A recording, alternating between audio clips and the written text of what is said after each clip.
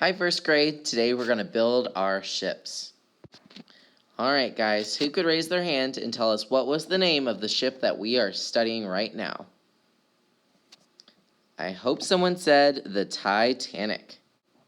So the Titanic was a cruise ship from over 100 years ago that was sailing across the ocean to get people to America. At the time, this was the largest ship in the whole world.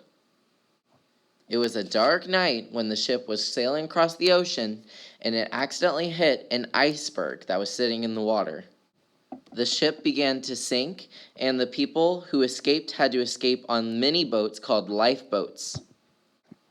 It must have been really scary because the boat got so high in the air that it snapped in half, and then over 70 years later, they found it underneath the ocean. That must have been very scary.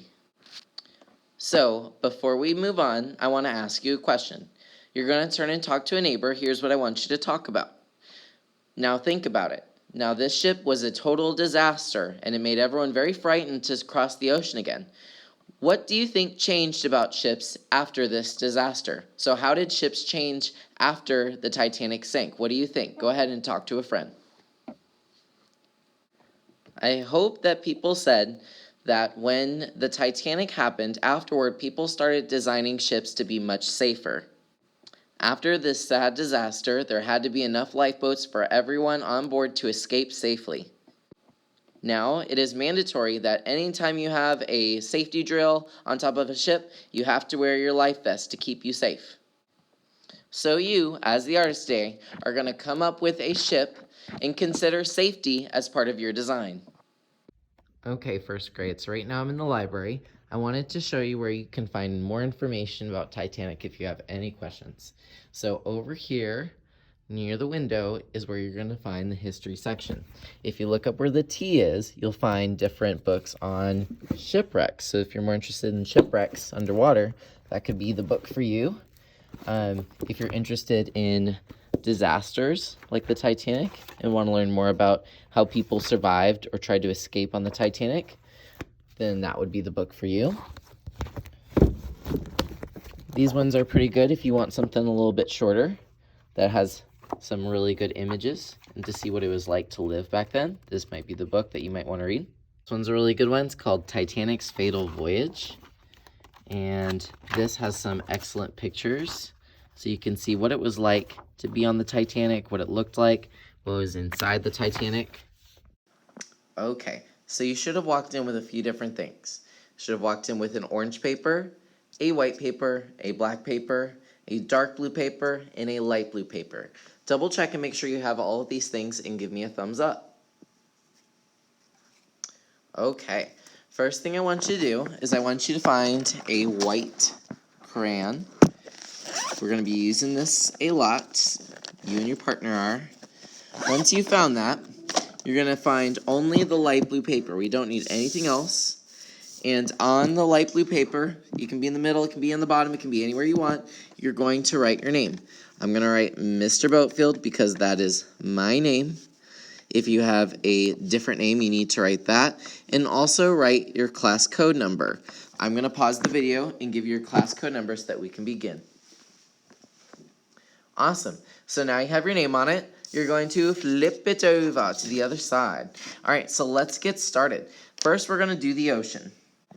In the ocean, you have a clear view of the sky, and when the weather isn't too bad, you'll see this nice straight line. That's what's called the horizon. It's where the sky and the water meet. So we have our light blue paper. You're going to find your dark blue piece of paper, put it in front of you, and give me a thumbs up so I know that you're ready. Awesome. So before we glue this down and give ourselves an ocean, I'm going to pass out some rubbing plates. It really doesn't matter which one you take. You and your partner, you guys are going to share the white crayon if you have to. You're going to take your paper, hold it over the rubbing plate, and give it some texture. This is what's going to make your ocean look real. Now, you don't have to do this if you don't want to. If you just want to do some wavy like the ocean lines, you can do that as well. But I tend to like the texture plate and what it does, so I tend to use that one.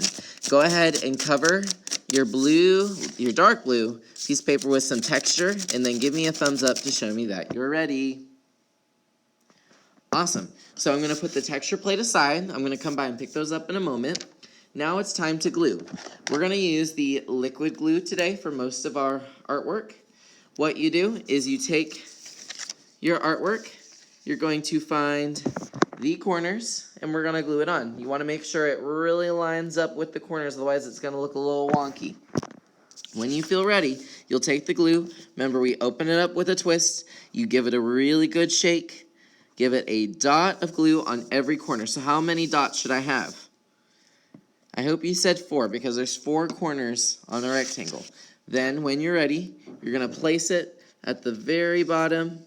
And then I like to give it 10 seconds of pressure. Count with me. 1, 2, 3, 4, 5, 6, 7, 8, 9, 10. Once you have that glued on, give me a thumbs up and we will move on to the next step. All right, awesome. So now we're going to go ahead and design our ship. So when you talk about ships, the bow of the ship is the front. The big part of the ship on the bottom is called the hull. And then the very end of the ship is called the stern. And it kind of has this crazy shape. I'm going to show you how to make it. Now you can create your ship however you want. I'm going to go ahead and design mine. So you have this black piece of paper.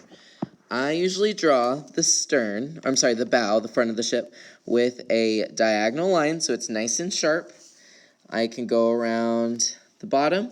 And then when I do the edge, I kind of do a line down.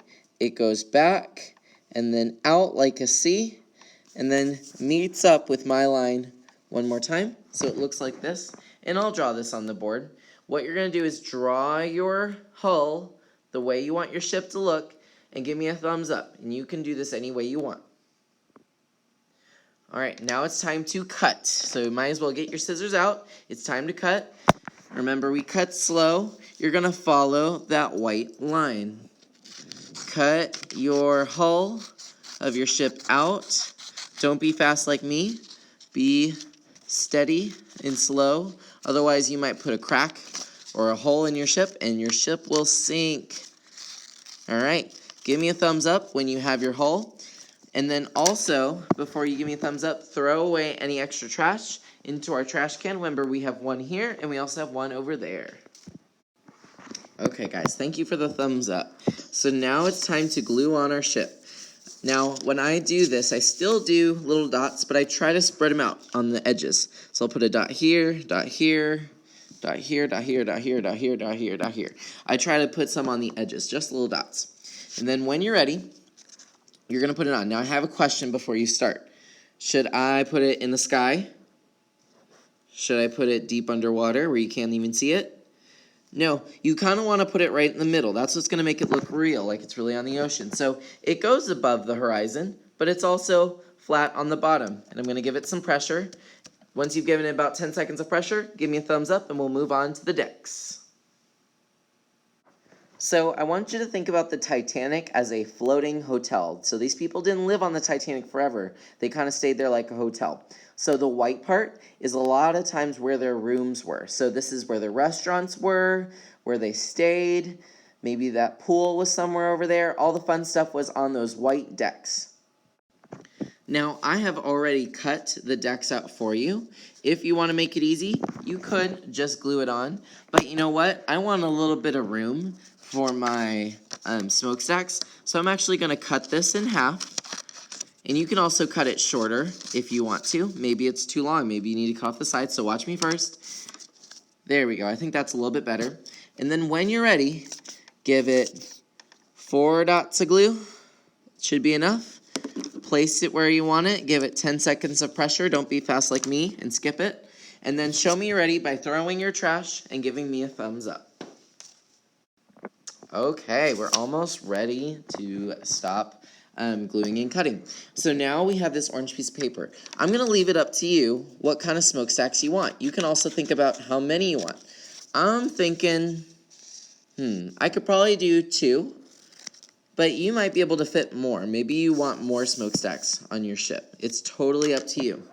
So, as always, just give it a couple dots of glue. That's really all you need. Please don't do a gloppy jalopy mess. That would be gross. All right, and I have my smokestacks. If you have any extra orange paper, we're just gonna toss it today. We don't need it. And then once you're ready, I'm gonna show you the next direction. I want you to design your ship. Ships have a lot of detail. You can use the white crayon and add some lines to show that maybe your ship is made out of steel. You could put little circles for windows if you want on the hull. There's windows down there too. I usually just do a pattern of circles, but yours doesn't have to be. Maybe it's a pattern of squares or rectangles. Who knows? We've been talking a lot about patterns. So that could be an option for you. But also, on the middle table, I'm going to leave out two types of marker. We have the Jumbo Sharpie, which I like to call Big Bertha, Hi Big Bertha, and then I also have Fine Freddy. You can take either or both, and you can use them to decorate your ship. So Big Bertha is going to be for decorating larger areas that you want completely black.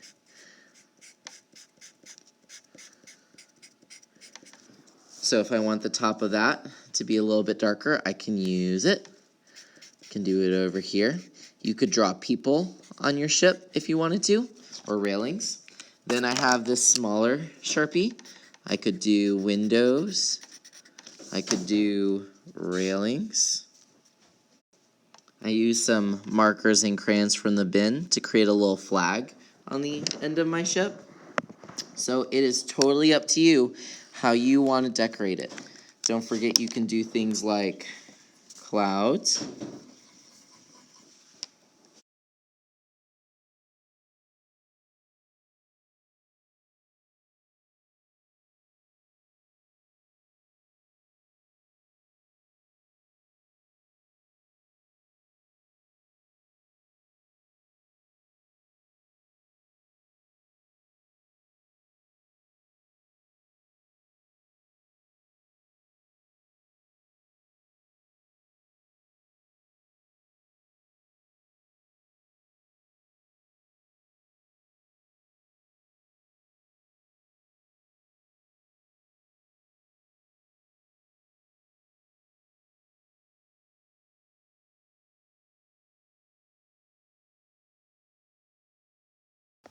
And I have plenty of Titanic books that you can look at if you'd like to learn more.